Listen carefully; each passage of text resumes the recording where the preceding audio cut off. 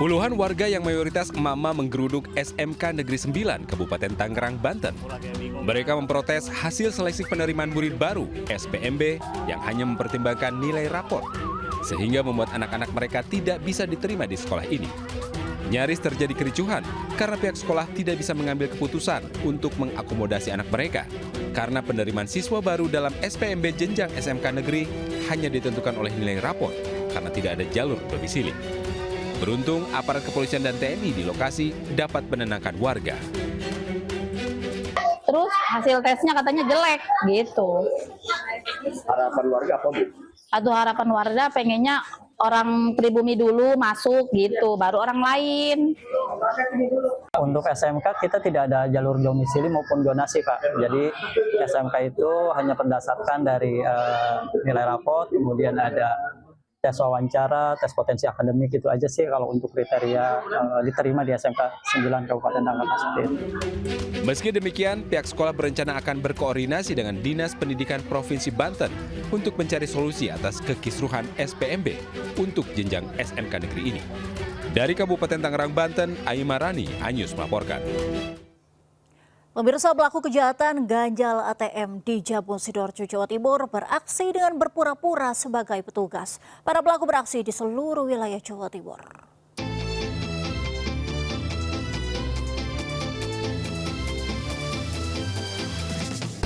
Dalam rekaman CCTV mesin ATM di kawasan Jabon, Sidoarjo, tampak pelaku beraksi berpura-pura sebagai petugas bank.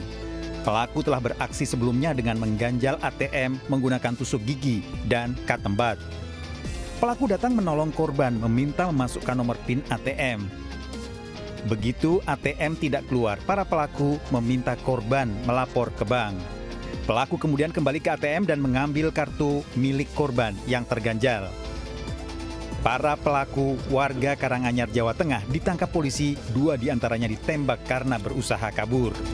Komplotan ini melakukan di hampir di seluruh wilayah Jawa Timur. Jadi komplotan ini untuk modus operandinya itu dia memasukkan di mesin ATM itu di tempat untuk memasukkan kartu itu dimasukkan alat untuk mengganjal, jadi seakan-akan kartunya sudah masuk.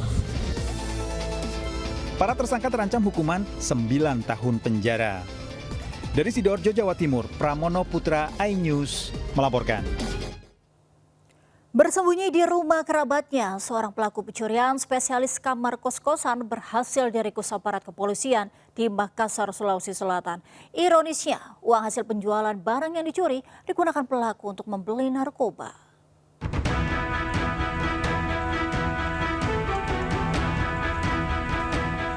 Satreskrim Polsek Panakukang meringkus seorang pencuri bernama Nindar, 23 tahun, warga Jalan Pampang, Kota Makassar.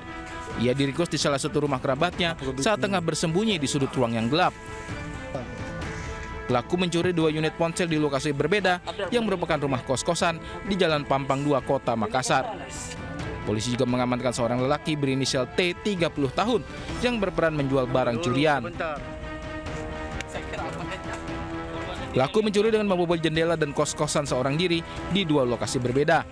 Selanjutnya ia mengambil ponsel korban dan menjualnya seharga Rp300.000 ke penadah. Hasil penjualan ponsel tersebut digunakan untuk membeli sabu. Pelaku merusak pintu rumah kos korban, kemudian pelaku memasuki kamar kos korban dan mengambil handphone yang sementara dilakukan pengecasan. Untuk pelaku sendiri, Bang, pengakuannya itu HP selanjutnya gimana, Bang? Pengakuan terduga pelaku bahwa setelah mengambil handphone tersebut, pelaku langsung menjualnya bersama dengan teman pelaku. Dari tangan pelaku, polisi tidak mendapatkan barang bukti lantaran penadah ponsel tersebut tidak berada di rumah. Pelaku telah ditahan di Polsek Panakukang guna proses hukum lebih lanjut dan terancam hukuman di atas 4 tahun penjara. Dari Kota Makassar, Sulawesi Selatan, Muhammad Nurbone, iNews melaporkan. Viral, ratusan warga berebut pakaian bekas seharga 10 ribuan di Cilegon, Banten. Promo baju harga ceban diunggah di media sosial. Warga pengantre tak hanya dari Cilegon tapi juga dari luar Pulau Jawa.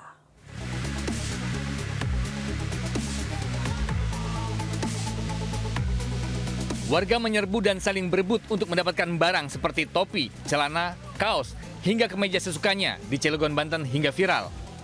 Mereka berebut untuk mendapatkan barang pilihannya seharga Rp10.000 per satuannya.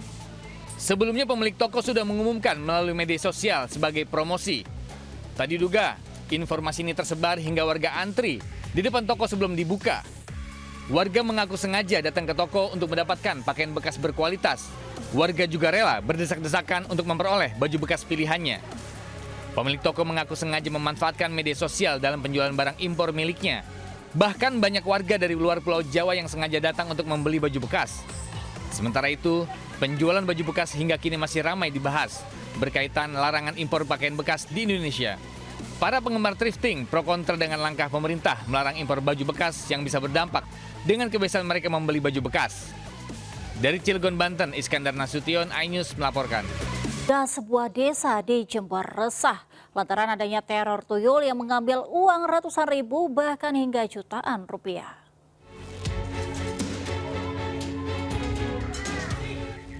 Warga desa Lengkong, Kecamatan Umbul Sari, Jember memasang spanduk mengingatkan warga lain yang melintas untuk berhati-hati karena ada tuyul yang berkeliaran di daerah mereka. Kekesalan warga terkait teror tuyul karena banyaknya warga yang kehilangan uang hingga jutaan rupiah. Tidak jarang, uang hasil jualan bensin eceran hingga uang dari amplop hajatan ikut hilang dicuri tuyul. Hilangnya uang tidak secara langsung, tapi bertahap, mulai dari pecahan Rp50.000 hingga Rp100.000. Warga bahkan mensiasati agar uang tidak hilang dengan rambut dan bawang putih. Kalau punya ibu itu udah ketemu, nak. Udah kehitung. Satu malam 50, 100.000. Satu minggu gitu, 1 minggu 2 kali hilangnya itu. Ditaruh di situ? Iya, memang kalau uang bensin tuh taruh sini. Habis orang bayar ya 100.000. Terus mau tak ringkes sama ibu, taruh di meja sini. Ada ibu saya di sini. Nggak ada orang, pintunya tertutup. Kapolsek Umbul Sari, AKP Fatur Rahman meminta warga menurunkan spanduk teror tuyul karena akan menimbulkan keresahan masyarakat. Terkait uang warga yang hilang, polisi akan menyelidiki lebih lanjut. Dari Jember, Jawa Timur, Bambang Sugiarto, iNews melaporkan. Pemirsa, seekor kambing peliharaan warga masuk ke dalam sumur tua sedalam 10 meter. Proses evakuasi dramatis lantaran sempitnya diameter sumur. Fokusnya yang enggak.